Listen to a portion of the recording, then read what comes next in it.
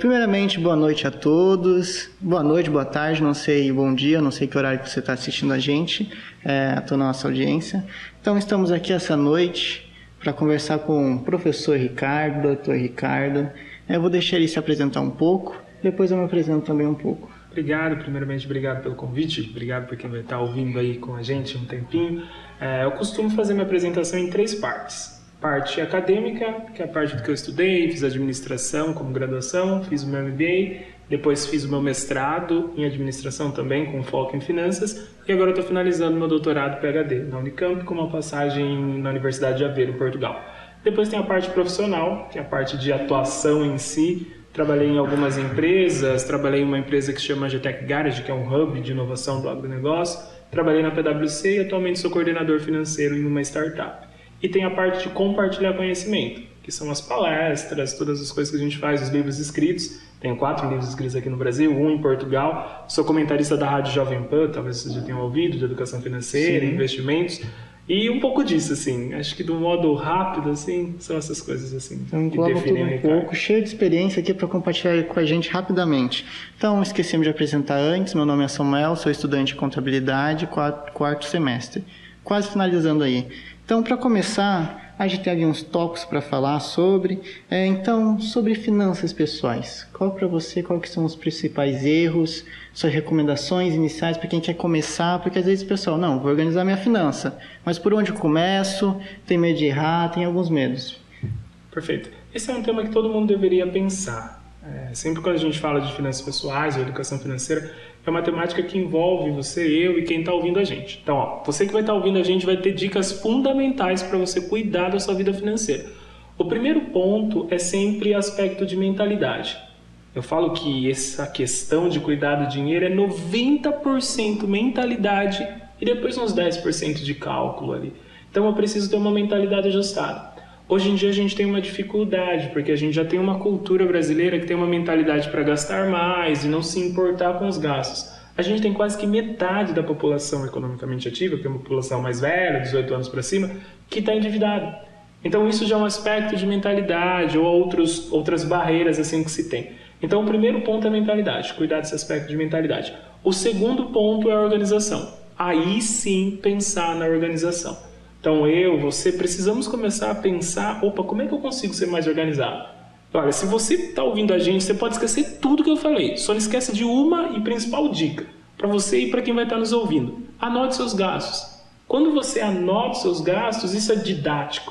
Você começa a anotar, você começa a ver, não é possível que eu gastei nisso, não é possível. E você começa a ter um contato maior com os seus gastos. Isso vai começando a alinhar, isso aqui é um gasto bom, isso aqui não é um gasto bom. Só o fato de anotar já vai ser um pivô importante para uma vida financeira saudável.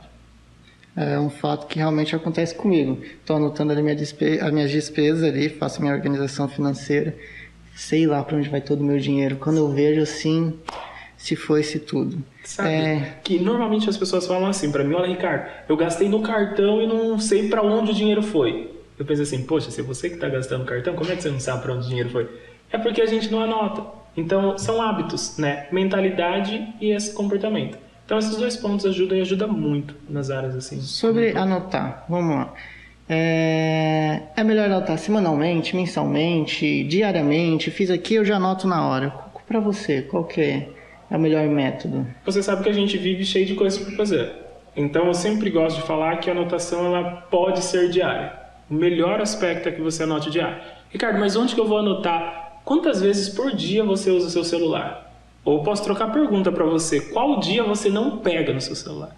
Então, todos os dias a gente usa o celular. Então, daria para anotar no celular. Hoje a gente tem vários aplicativos. Ou não, olha, eu gosto de um caderninho, então compra um caderninho, fácil de levar, trazer e começa a anotar no caderninho. Não, eu gosto mais de planilha, eu gosto mais dessa organização, pode fazer também na planilha. Mas é importante que você consiga anotar. Ou por que essa anotação precisa ser frequente? Porque senão depois a gente esquece. E daí na hora de olhar se é um gasto bom ou ruim, você já não vai mais lembrar. Então é importante que essa anotação ela seja frequente e ela seja rápida, assim. Ao longo do dia seria o fundamental. Perfeito. Então, a indicação seria o quanto mais rápido possível eu anotar isso e já ver a questão de quanto eu já gastei. E a divisão desses gastos, assim, como eu posso dividir? Isso aqui é gasto de cartão, isso aqui é gasto de veículo, um exemplo. Perfeito. Vamos fazer um beabá, então. Primeiro passo, anotei. Comecei a anotar, passei dia 1, dia 2, dia 3 anotando. E daí eu vou perceber que alguns gastos eles são parecidos. Então, eu anotei e falei assim, opa, eu gastei isso aqui é com alimentação. Gastei isso aqui é com alimentação, isso aqui é com moradia, isso aqui é com transporte. E você vai ver que alguns gastos eles são parecidos. O que eu vou fazer com esses gastos que são parecidos? Vai fechar o mês, eu vou agrupar eles. Então, tudo que é para alimentação, eu somei. Tudo que é para moradia, eu somei. Então, primeiro passo, anotar. E daí eu vou dando nome para eles. Olha, eu anotei isso daqui, é tal valor, eu vou enquadrar dentro de um grupinho. Para quando chegar no final do mês, eu conseguir agrupar eles em gastos semelhantes. Moradia, alimentação, transporte. No final do mês eu vou ter minimamente um olhar do meu orçamento.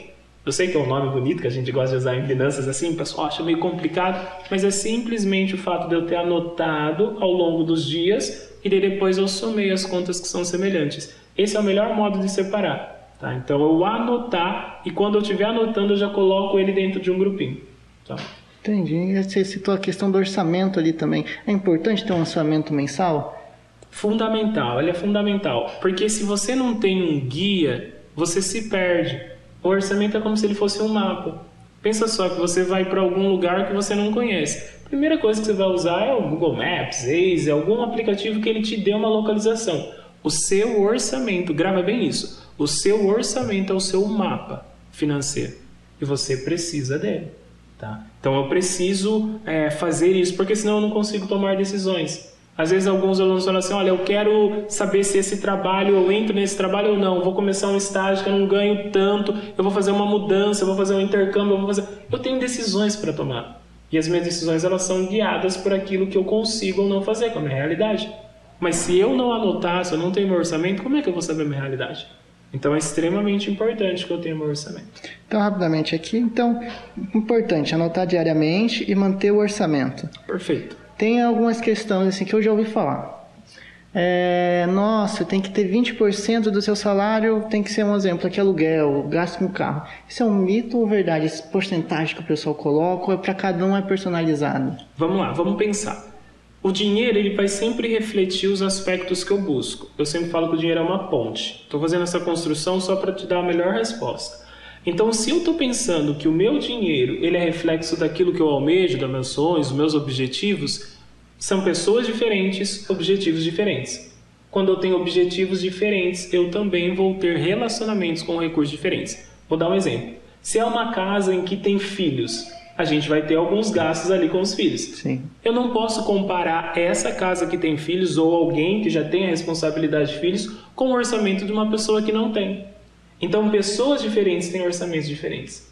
É importante que a gente tenha uma regra clara, no sentido de falar assim, eu não posso gastar mais do que isso. Mas eu não tenho uma regra universal. Eu não consigo colocar um padrão para todo mundo. Eu não consigo colocar todo mundo dentro da mesma caixinha. É importante que a pessoa faça esse processo de anotar e saber para onde estão indo os gastos. E ela seja verdadeira com ela. No sentido de falar, isso aqui não é um gasto bom, eu vou cortar e daí eu consigo fazer esse corte ou não. Porque pessoas diferentes, realidades diferentes e a gente também ainda tem fases da vida. Quando a gente é estudante, fica um pouquinho mais apertado o nosso recurso. Está apertado, sim. Sempre. Quando a gente para um pouquinho de estudar, vai entrar em um outro trabalho, vai ter um ganho maior, porque você terminou a faculdade, vai ter um pouquinho mais de maturidade, etc. Daí você vai ter um outro estilo de ganho. É uma outra realidade. Então, realidades diferentes, orçamentos diferentes. E como lidar com a frustração de eu não conseguir cumprir meu orçamento? Isso acontece comigo diariamente. Quando eu vejo, cara, eu passei, coloquei, ia gastar 100, no fim eu já estou gastando 200 e nem acabou o mês ainda. Sim. 2 pontos. Eu sempre gosto de colocar em passos, que é o jeito mais didático assim de explicar. O primeiro é eu entender o porquê que eu ultrapassei. Então eu tinha lá orçado 10 e eu cheguei em 20, mas por que eu ultrapassei? Eu ultrapassei porque eu fui fazer coisa X, eu ultrapassei porque eu fui fazer uma viagem. Vai ter um porquê. E daí, diante desse porquê, eu vou reajustar no próximo mês para não acontecer de novo. Se eu repito, ultrapasso em 3 meses seguidos, quer dizer que o meu orçamento está meio falho. talvez eu precise rever ele. Repensar nele. Repensar ele. E o segundo ponto é ir acompanhando. O orçamento ele precisa ser como um limite. Então, se eu tenho ali um limite, eu vou sempre olhando. Semanalmente eu vendo, opa, quanto que eu tenho para gastar e o quanto que eu gastei. Fazendo dessa forma, você não vai se enrolar. Eu estou sendo hiper sincero com você que está ouvindo a gente, porque isso serve tanto para as indicações que eu faço em diversas palestras, como para as pessoas que eu acompanho. Eu sempre falo a mesma coisa e você vê o quanto que dá frutos. Né? Se eu olho para o meu orçamento, vou sempre refletir crítico por que eu ultrapassei, ou ao longo do tempo que eu fiz esse orçamento, como eu falei, ele vai servir de guia. Eu não vou esquecer ele e olhar ele só no final do mês. Eu vou sempre olhando para ele, para que ele possa me indicar aqui você pode ir, aqui você não pode. Muito bem. E questão dos principais erros assim, que você vê que o pessoal sempre comete, essa questão de orçamento, sempre ultrapassagem, no olhar, é o qual assim que você vê assim, que é os principais erros? O principal erro do brasileiro está no cartão de crédito. E eu falei que é um aspecto no início da nossa conversa de mentalidade e comportamento. No comportamento é gastar mais do que você ganha sem anotar. Esse é o principal erro. É desconhecer a própria vida financeira. Então esse é o principal erro, que precisa ser ajustado e pode ser ajustado simplesmente com o fato de anotar. Olha, eu repeti isso e vou falar diversas vezes. Vocês podem esquecer tudo que eu estou falando, mas faça esse processo de anotar. Comece anotando que você vai ver como que você vai identificar para onde seu dinheiro está indo. Tá? Esse é o primeiro e o principal erro ali dos brasileiros. O segundo é a mentalidade. Como a gente falou, que estão nessas duas pontas. Tem uma frase que a maioria das pessoas fala assim, não, eu mereço. Porque eu estudo bastante, esse semestre foi difícil, eu mereço gastar. E essa frase é o que a gente chama de auto-engano. Porque é você sendo o seu próprio vilão da vida financeira. É você se enganando. Ao mesmo passo que você merece gastar, você também merece uma vida organizada para ter uma vida financeira saudável e tomar as melhores decisões. Então, mentalidade e comportamento são esses dois maiores erros. Então, vamos lá tocar um assunto que você tocou lá no começo. Então, para você é melhor usar o cartão de débito do que o de crédito? O crédito é uma furada? Não necessariamente. Se o crédito ele é utilizado com base no orçamento e do modo pensado, ele é um benefício. Então, como é que eu utilizo de uma forma correta o cartão de crédito? Olha, eu tenho 200 para gastar de combustível. Um exemplo hipotético. Tenho 200 para gastar de combustível. Eu já sei que eu tenho esse recurso, aí eu uso no cartão de crédito, porque eu já vou ter o recurso depois para pagar. Tá? Agora, se eu não anoto e a fatura explode, esse é o jeito errado de usar o crédito.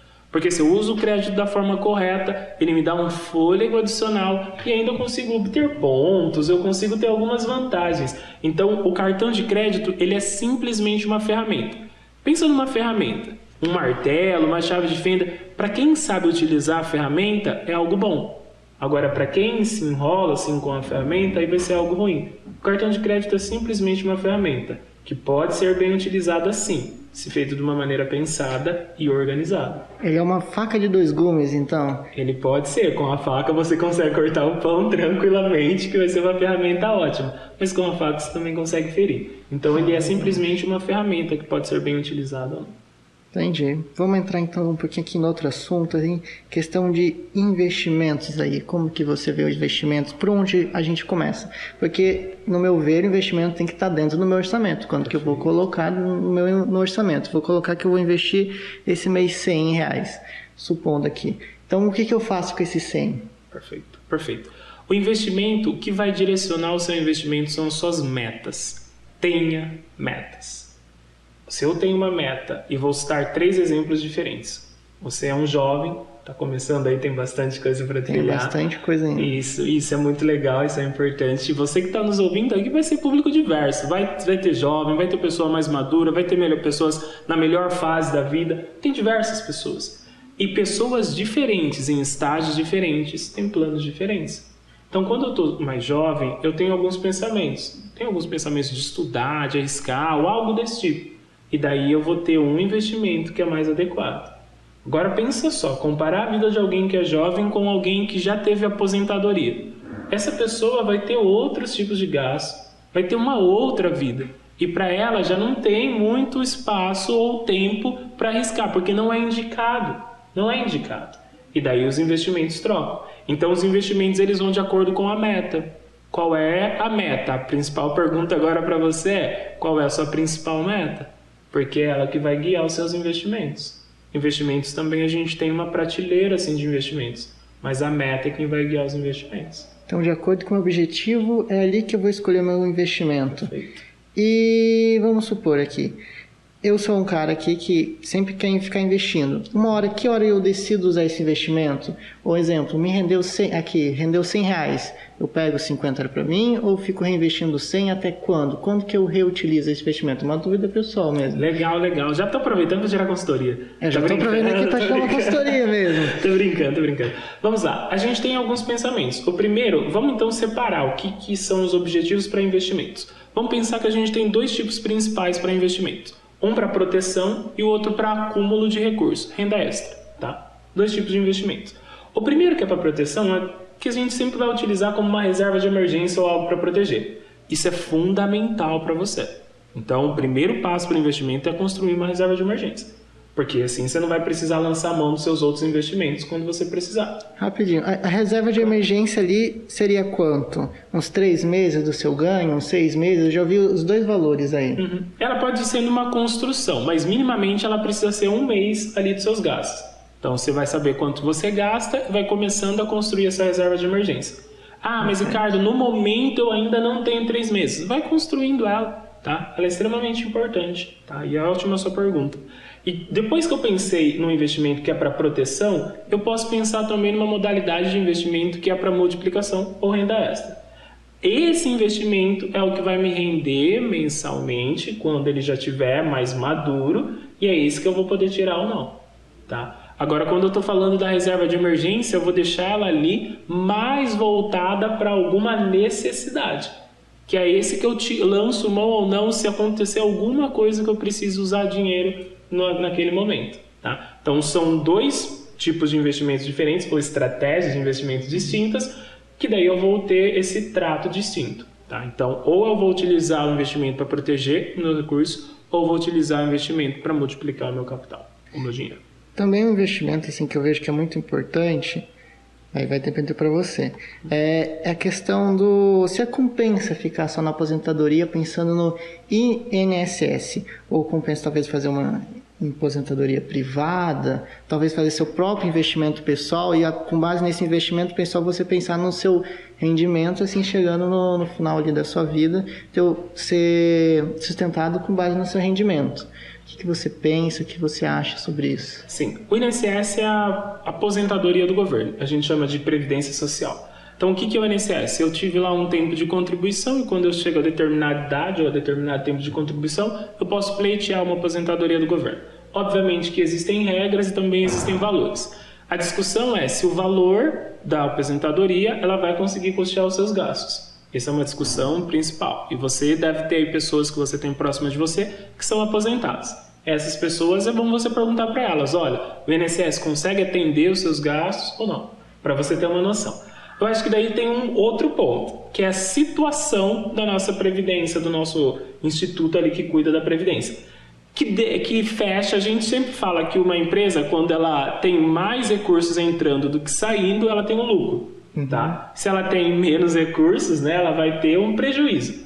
Então pensa que o nosso INSS está tendo prejuízos constantes e tem alertas frequentes quanto a isso. Então você que, quando é um órgão institucional, a gente chama de déficit, mas para simplificar, vamos supor que é um prejuízo. Então quando a gente pensar lá para frente, ele vai estar numa situação mais delicada do que está hoje. Já está um pouco. Já está um pouco. A minha geração talvez encontre INSS. A sua geração... talvez não tenha mais nada. Não sei, não dá para garantir. Então é extremamente importante cuidar desse recurso, tá? Não esperar só do INSS. É importante que a gente tenha essa temática. E essa iniciativa de vocês de trazer essa temática para a conversa é extremamente importante. Porque se eu tivesse tido conhecimento de educação financeira quando eu estivesse lá na faculdade, as minhas decisões seriam melhores ainda do que eu tomei. Então é extremamente importante esse tema. Justamente quando começar antes, melhor ainda, porque o investimento é ao longo do tempo. Sim. Quanto mais tempo você tem investido, mais lucro você tem, assim. Perfeito. Fez a lição de casa, já está sabendo tudo de investimento. Fiz, tem um pouco da prática aí que a gente também errou e aprendeu, né? Legal. E deixa eu ver aqui. Então aqui a gente focou em 3 pontos, né? Em 3 investimentos, sim, então ao meu ver. É importante ter o seu investimento ali, sua reserva de emergência, para caso aconteça alguma coisa.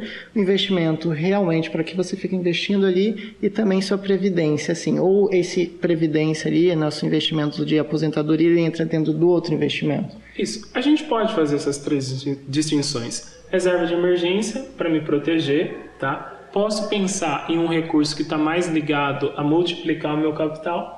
E eu também posso pensar em um recurso que eu vou destinar ele pensando em complemento da minha aposentadoria. São estratégias de investimento, né? Então, o objetivo que a pessoa tem é o que vai alinhar qual investimento é mais adequado ou qual investimento não é adequado. Então, depende muito, muito da pessoa. Então. Perfeito. Então, perfeito. É isso que vai direcionar qual é o melhor investimento. Então vamos falar aqui também um pouquinho, essa questão que afeta todo mundo, a questão da inflação, porque seu investimento vai também, você tem que proteger seu investimento da inflação, não pode simplesmente deixar parado, depende do fundo. Como se proteger dessa inflação, que nunca sabe como o país vai estar, num dia pode estar bom, no outro do nada o seu dinheiro pode valer nada, igual como alguns tempos atrás. Perfeito. Vamos dar um contexto para o pessoal que está nos ouvindo e não conhece muito do economês. Vamos lá. O que é inflação? Inflação o dicionário vai dizer que inflação é o aumento progressivo generalizado dos preços. Mas o que isso quer dizer? Quer dizer que os preços estão aumentando ao longo do tempo. E não uma coisa só, mas um preço das coisas, então, que eu compro, cesta básica, um exemplo, outros itens são importantes, moradia, transporte, isso é inflação.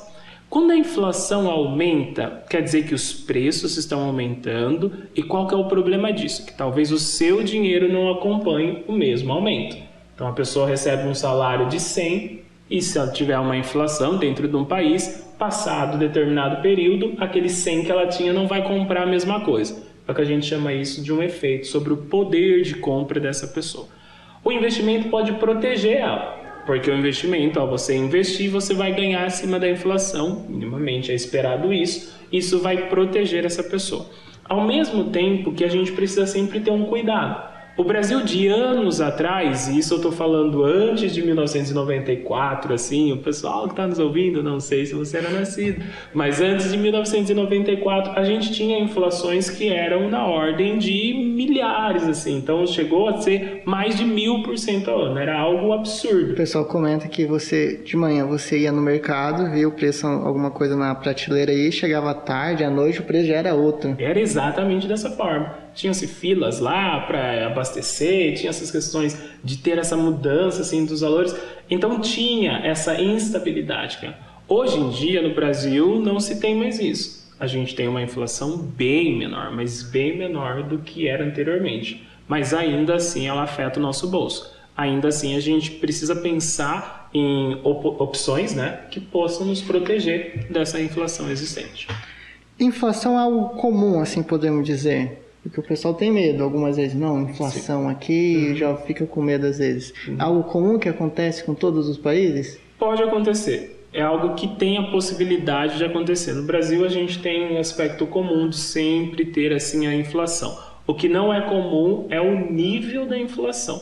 Então, a inflação, a gente tem um controle aí do governo brasileiro para que ela possa se manter dentro de uma meta estabelecida, tá? Mas a gente tem outros países que a inflação às vezes sai do controle. A gente tem alguns vizinhos aqui, Argentina e etc., que a inflação saiu do controle e o pessoal precisa tomar medidas mais drásticas para voltar. Mas a inflação é algo que pode acontecer sim dentro de um país. E o que gera essa inflação? Talvez a gente vai entrar uma parte um pouquinho mais técnica. Sim. Vamos tentar explicar sem ter tanto economês. A inflação ela pode ser gerada minimamente por 2 coisas ali. Então vamos pensar que as pessoas pensam que vai ter inflação. Nossa, eu acho que o preço vai aumentar, e daí eu vou lá e aumento o preço. E daí todo mundo vai aumentando o preço, por si só já está gerando uma inflação. A gente chama isso de inflação inercial. O segundo ponto é eu pensar que às vezes tem quem compra e às vezes tem quem vende. Simples. Só para não usar de economês, você não vai cansar do economês para entender a inflação. Vamos pensar em uma fruta.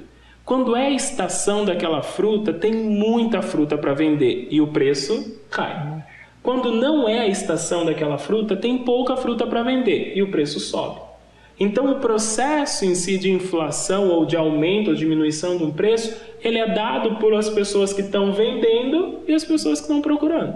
Se eu tenho mais venda do que tem pessoas procurando, vai sobrar, o preço vai cair.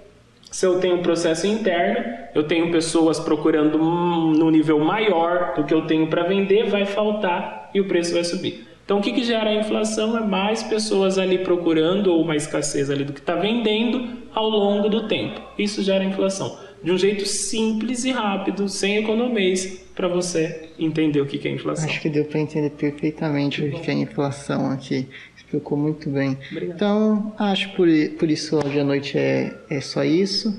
Eu queria primeiro agradecer por você ter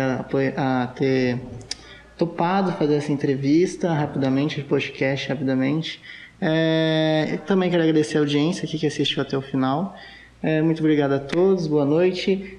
Você tem algumas palavrinhas finais em geral para resumir? Primeiramente agradeço o convite de vocês, agradeço esse bate-papo, é extremamente importante para nós e também para quem está nos ouvindo. E o importante para você é 3 pontinhos. 1, sonha. 2, se prepara para esses sonhos. E 3, cuida dos projetos que você tem por meio da educação financeira. Esses 3 pontos, repito, sonha, se prepara e cuida desses seus sonhos por meio da educação financeira. Fazendo esse tripé, as coisas elas vão avançar. Saúde financeira para todos vocês. Isso aí. Lembrando, faça o seu registro diariamente da sua despesa, igual como ele falou, e faça a sua finança pessoal ali. Perfeito. E é isso, gente. Boa noite a todos. E por hoje é só.